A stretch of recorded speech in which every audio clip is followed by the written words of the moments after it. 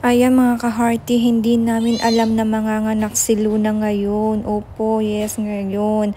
So, narinig lang namin na may umiiyak. Akala ni Habi yung ano lang, ibon.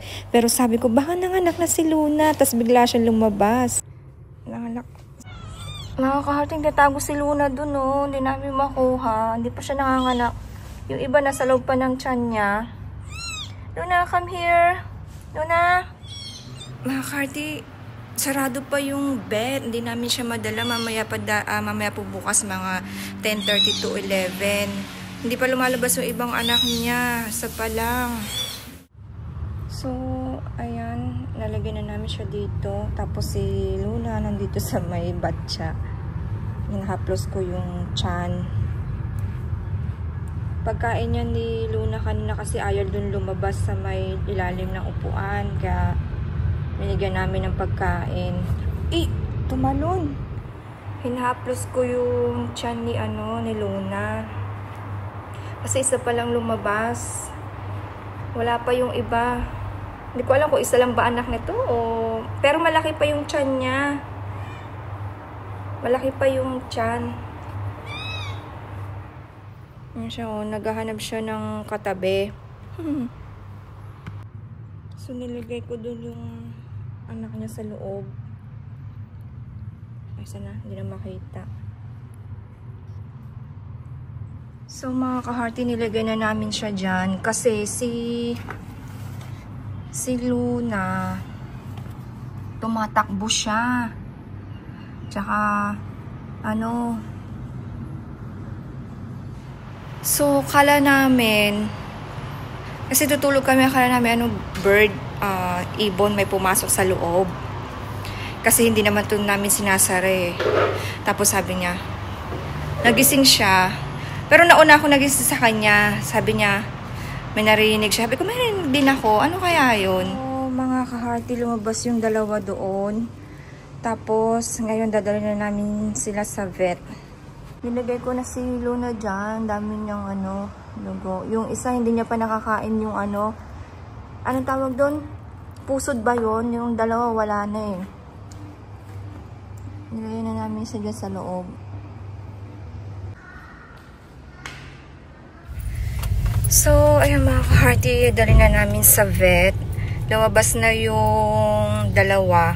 So, 3 na sila ngayon. Hindi ko alam kung meron pang baby sa loob ng tiyan ni Luna. So, i-check namin. Punta kami ng Beth. Kung meron pang laman yung tiyan niya.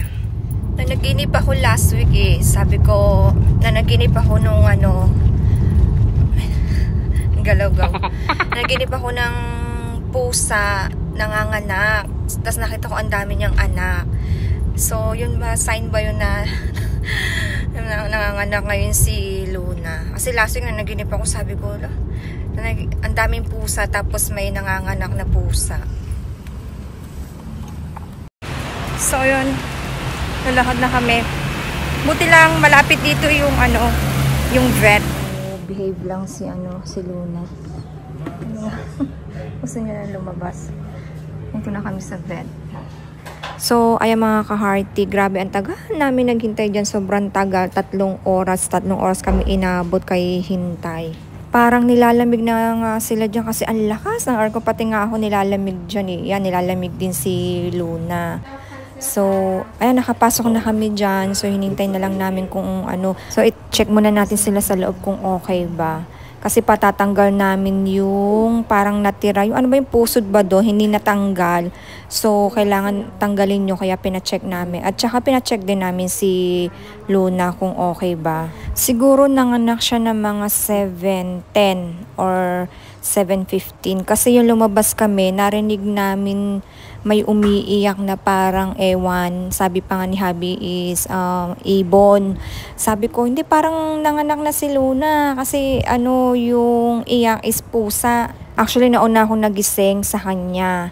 Tapos narinig ko na, sabi ko may umiiyak. Tapos bigla siya din nagising. Sabi pa nga niya, wala yung baka ibon lang.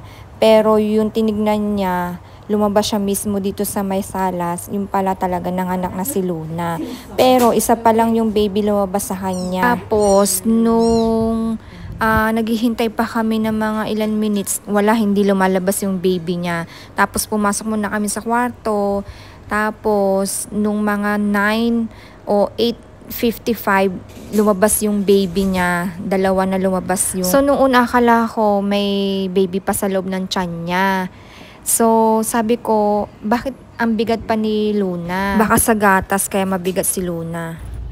So, ayun mga ka-hearty, 3 hours kami naghintay doon sa vet. Grabe, ang taga ng unang nagpa-check. Aso kasi yung dala nila, ang laki ng aso. Tapos, 3 hours kami naghintay. Ngayon, katatapos lang. Pauwi na kami. So, kakain muna kami. Dami naming gutom. Ay, nadadaga na.